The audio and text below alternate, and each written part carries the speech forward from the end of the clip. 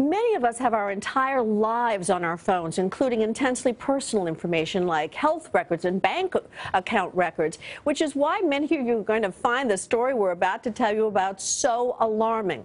The government, under the law, is able to inspect your phone or your computer without a warrant when you enter or leave the United States.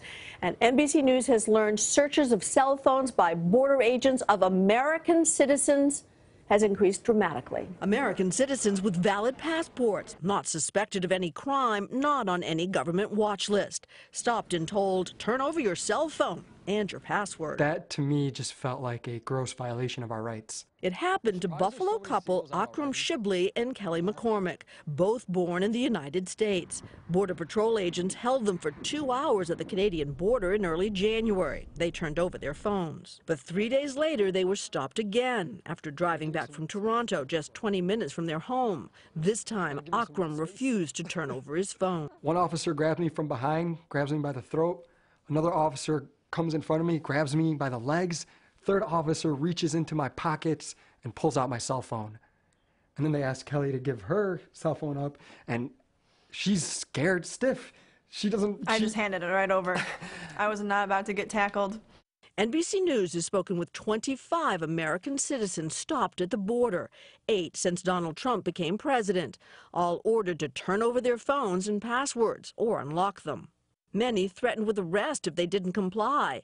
All but 2 of these individuals are American Muslims. The stops at the border raising concern about citizens' rights under the Fourth Amendment, which protects against unreasonable searches and seizures. The Fourth Amendment, even for U.S. citizens, doesn't apply at the border under case law that goes back 150 years. Data from the Department of Homeland Security shows electronic searches began late in the Bush administration, but were very limited.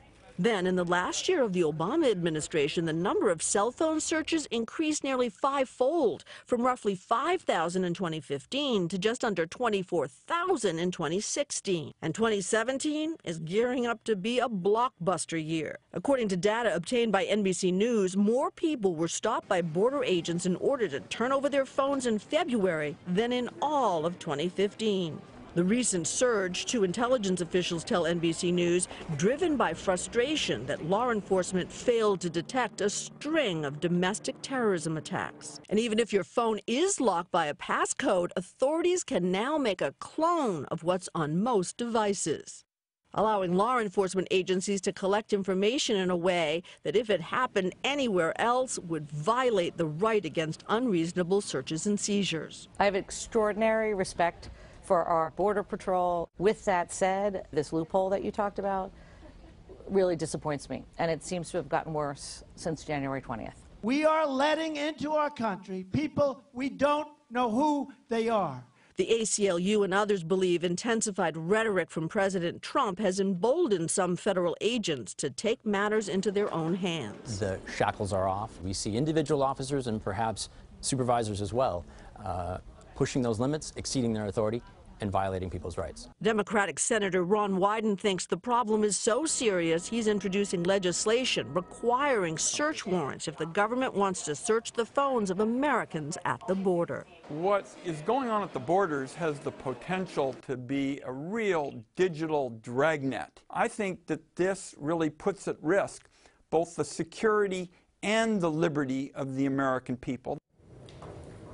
The Inspector General of the Department of Homeland Security is investigating the case of our Buffalo couple. Meanwhile, DHS points out electronic searches affect less than 1% of travelers, and they say the increased searches are in response to new threats.